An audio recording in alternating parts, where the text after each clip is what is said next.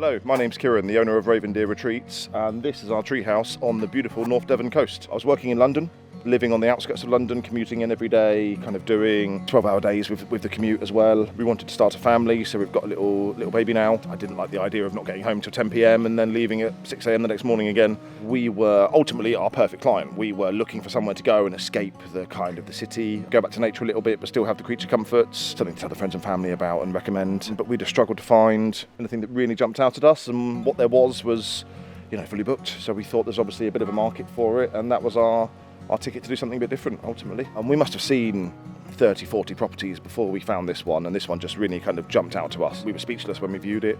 The beauty of the land and the fact we're walking distance to the beach, right on the North Devon coast, lovely little village of Lee Bay, beautiful little pub around the corner. So we moved here about 3 years ago, so what's that, 2016? But we had quite a long kind of battle with architects, planning consultants, the council planning department to get it all passed. So that was probably 18 months, 2 years worth of work on the kind of back-end admin side of things. Quite big into local produce, local trade. So all of the carpenters, builders, tilers are all from this area. And yeah, it's a great team. We had 5 of us to 10 of us on site almost every day, so it was quite full on. We did the build in about 5 months in total. So it was quite a busy build, and we had a deadline to try and get it ready by as well, which helped. I was on site every day trying to help out where possible, but the skilled people did the more intricate work. This is the Ravendere Retreats treehouse. As you might be able to see, we're in quite a steep, dense woodland here. This is actually a beech plantation, so all these lovely big beech trees. They're about 120 years old already. Pretty big boys with some amazing branches on them, and they've got probably a good 100 years life left in them. So it's going to continue to evolve around the building. For the legs, as you can see, we're about 7 metres up here, so we've had to put some serious engineering into this side of the building. We've got heli piles that go down 7 metres into the ground, into the solid stone, and then the legs are tied in via a small concrete pad. You can see some cross bracing to make sure the whole building doesn't have too much sway, too much movement. And then some of the nice little kind of quirkier features. We've got the hanging seat underneath, which is a great spot to just chill and enjoy the view, read a book. I like the balustrading up on the balcony. That's just wood from our own woodland, kind of naturally fallen branches and trees, which adds a nice kind of rustic style up there. Let's go on up and have a look inside.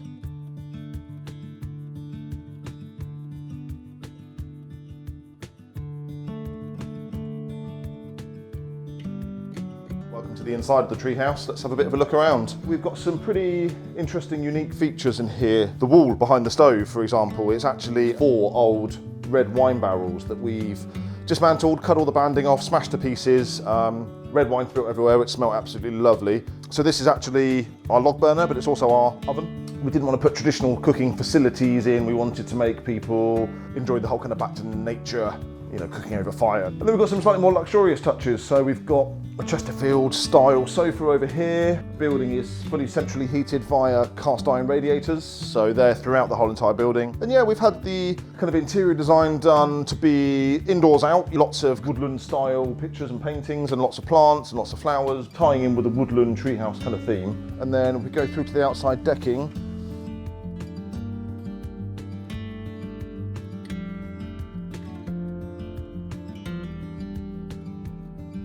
This is one of my favourite spots. I spend a lot of time out here. So it's a hexagonal, again, tying into the building, hardwood balau decking, small indulgence of ours. And yeah, we've obviously got a wood-fired pizza oven. We've got the gas barbecue, so there's some mod cons out here, but again, taking away from the sticking something on an electric stove or sticking it in the oven, trying to encourage people to do something a bit different. On the outside of the building, we've got a couple of different kind of textures and finishes. We've got a waney edge larch board downstairs, which I think adds a bit of rustic character. We've got cedar shingles, which are going to age naturally. They've already started to silver, and they're probably going to end up being quite kind of moss, green living kind of style. And the upstairs cladding, that was a bit of a last minute decision, but I thought to add a bit more character in and to save having to do exactly the same as downstairs, upstairs, I actually got a hold of some cedar and then got myself a blowtorch and did the Japanese treatment of sushiban, I think it's called, which is a torched cedar. Yeah, let's move on to the kitchen. The bookcase we've got here, this was from a local wood merchant's reclamation yard, and it's actually the old flooring from a Texas brick factory.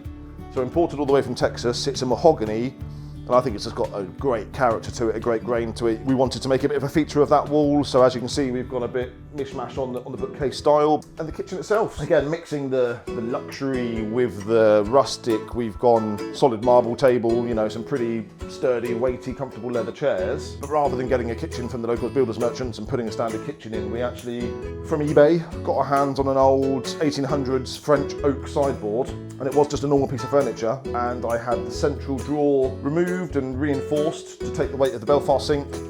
We have a complete custom oak top on it. Again, this was a reclamation yard find. This piece of wood's probably hundreds of years old, but we planed it all back and put some drainage grooves and that kind of stuff in it. And then I'll show you the bathroom. So through here,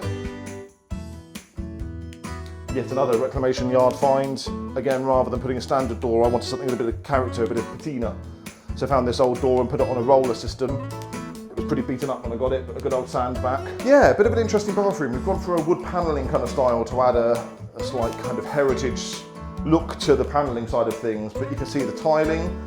This isn't a wood floor, these are tiles, but it's a wood effect. To me, it was the perfect compromise of practicality and style. Obviously a big old two-person walk-in shower. Big waterfall head on it, some feature blue herringbone tiles. But I think the kind of crowning glory of this is our sink. Rather than putting a standard sink in, again, a lovely old piece of hundreds of years old oak, even with the woodworm holes in it, but we kept those as a bit of a feature. This is an old, genuine antique French copper kettle that we had the back, or I hacked the back off it personally, put all the pipework in there, and then these rather industrial style taps, turn it into a sink. And then this is an old brass jam jar, so it would have been used to make jam hundreds of years ago. And then let me show you upstairs. The balustrading here, obviously being just an entrance porch area, I didn't necessarily want to put standard builders merchants balustrading in. Would have been easier, don't get me wrong, but I thought this had a good feature. So this is hazel from a local woodland, locally sourced, and the guys who grow the hazel actually came in and fitted it, and they did a fantastic job. They don't use screws, they don't use glue. It's like a pencil sharpener type device that actually splices the top of the wood and then creates the hole in the top balustrade. Hot pink stairs. Got a few comments from the builders when I was doing it, but I think it's nice. So here we are up in the bedroom. We've got a big roll top two-person bathtub. Again, this is something we wanted to add our own little touch to. So standardly it was all white. We actually had a professional company come in and respray the body of it in a custom colour to kind of tie into the headboard and the feature wall and the blinds. Big king-size bed, super comfy. Obviously big kind of Chesterfield style headboard that matches the sofa downstairs. I quite like the roof in here. It's got that hexagonal style, and it's actually the constructional roofing that you're looking at. It makes a bit of a feature of it. And then we've got obviously the cedar headboard. This is something you can just put your bags in, so I could disappear in there and drop my bags and hang some clothes up, there's a clothes rail and that kind of stuff. But rather than, again, it just being another wall, let's use some of the leftover cedar cladding. So we had some shingles left over from outside. Considering it was a last minute decision, I mean, we're talking like 10 PM a couple of days before we were finished. I think it adds that kind of indoor-outdoor kind of style in here quite well, and it's certainly characterful. That is the inside of the treehouse. We hear from quite a lot of people that have seen what we're doing. And on our website, we're quite open that, you know, we've recently moved here and started this business, having moved from up country. So I guess lots of people look at us as the kind of escape to the country cliche. I mean, we get quite a lot of people saying, oh, I'd love to do the same, or how's it going? How did you do it? And I encourage them to do it because, you know, it's not going to be plain sailing. It does come with its challenges, but it's great. I mean, I love living here. Strolling distance to the beach, you know, little Oliver who will be growing up climbing trees and probably wanting his own tree house. So yeah, it's good.